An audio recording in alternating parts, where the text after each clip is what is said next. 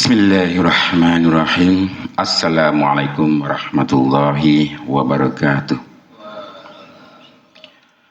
Rabbi shrah li sadri wa yassir li amri wahlul 'uqdatam min lisani yafqahu qawli. Amma ba'd. Bapak Ibu jamaah subuh yang dimuliakan Allah. Hari ini merupakan hari yang pertama dan terakhir untuk saya mengisi, karena memang jadwal saya hanya satu. Jadi bukan sebuah pamitan, tapi memang hanya memberikan informasi.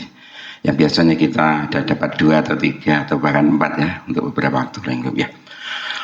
Baiklah, saya hanya beberapa hari-hari terakhir itu merenungkan ya, apa yang disebutkan di dalam Al-Quran, yaitu di dalam Quran surat An-Nisa 19 yang menyatakan bahwa, yang artinya hendaklah merasa takut orang-orang yang senantiasa, yang seandainya mati meninggalkan setelah mereka keturunan yang lemah, yang mereka khawatir terhadapnya, maka bertakwalah kepada Allah dan berbicara dengan tutur kata yang benar. Inilah Quran dari An-Nisa 9 yang akhir-akhir ini menjadi pemikiran saya. Jadi kita itu tidak boleh meninggalkan generasi yang lemah, keturunan yang lemah, tidak boleh. Maka apa yang ada dalam diri saya sebagai seorang kepala keluarga, pada anak-anak, kepada istri, itu merupakan tanggung jawab yang paling penting gitu. Salah satu cara adalah saya membuat simulasi. Ketika anak saya Akbar, Erva, Sultan, dan Al ini tumbuh menjadi besar, saya selalu bereksperimen. Nah, salah satu eksperimen yang menarik adalah ketika saat itu anak saya baru kelas 5 naik kelas 6. Saat itu adalah Akbar.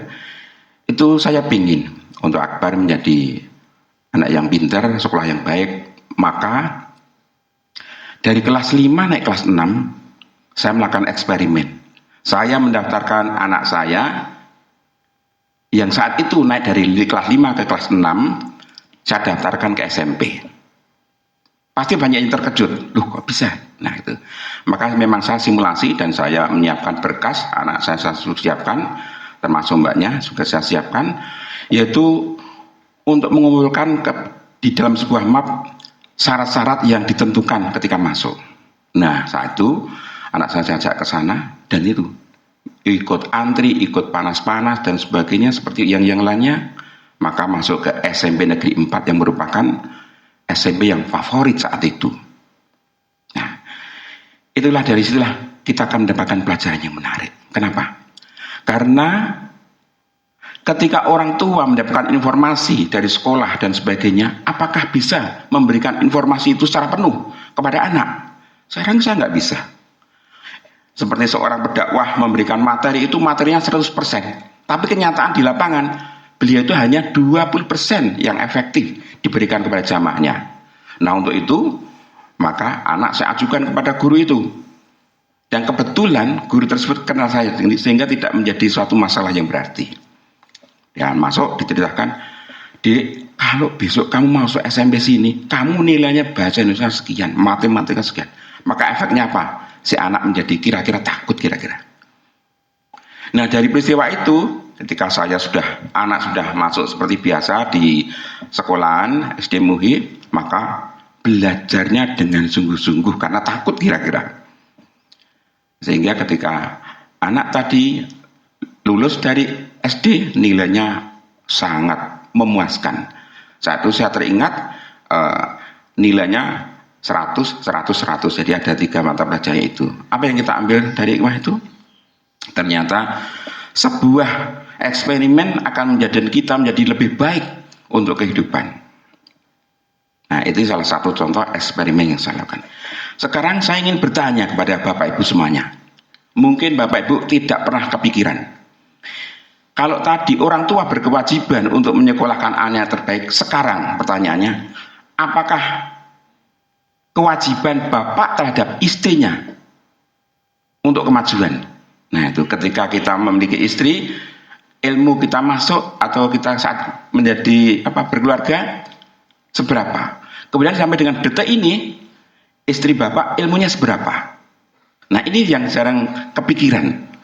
Nah semoga materi yang saya sampaikan ini bisa memberikan motivasi setidaknya pada diri saya untuk bisa laksanakan bersama sehingga masyarakat kita menjadi masyarakat yang unggul, lebih baik dari masyarakat yang lain. Maka hari ini juga saya mengucapkan terima kasih pada Takmir yang telah merubah dengan menampilkan ustadz-ustadz yang muda. Itu suatu prestasi yang baik menurut diri saya. Semoga bapak-bapak juga begitu. Nah kemudian untuk materi ini saya tidak mencari sendiri, tapi saya memanfaatkan AI ya Pak ya kalau menyebutnya. Intelijen itu apa? Iya AI gitu. Sehingga saya mendapatkan materi seperti ini bahwa dalam Islam orang tua memiliki berbagai kewajiban dalam mendidik anak dan keluarga, antara lain kewajiban orang tua dalam mendidik anak dan keluarga adalah orang tua harus mendidik anak dengan nilai agama. Tentu saja ini sudah kita lakukan karena anak kita banyak yang sekolah Muslim, banyak sekali. Saya melihat orang-orang tua di sini sudah seperti itu. Kemudian yang kedua, menyediakan pendidikan yang layak. Jadi dalam keluarga orang tua itu harus membiayai. Ketiga, yaitu mengawasi dan mengarahkan. Kemudian yang keempat, menjadikan contoh yang baik diri kita sebagai kepala keluarga. Dan yang kelima yaitu menghargai prestasi. Jadi dalam keluarga ternyata kita berkewajiban untuk ini menghargai setiap prestasi dalam keluarga. Dan yang kalau yang menjadi contoh ini memang berat, tetapi tetap sedikit harus kita lakukan agar terkondisi dalam keluarga tersebut. Demikian Bapak Ibu yang sekiranya dapat saya sampaikan, semoga yang sedikit ini menginspirasi dari kehidupan kita sehari menjadi lebih baik, lebih sempurna, sehingga bekal di dunia ini menjadi dapat kita unduh di akhirat kelak. Demikian. Kurang dan lebihnya mohon maaf. Assalamualaikum warahmatullahi wabarakatuh.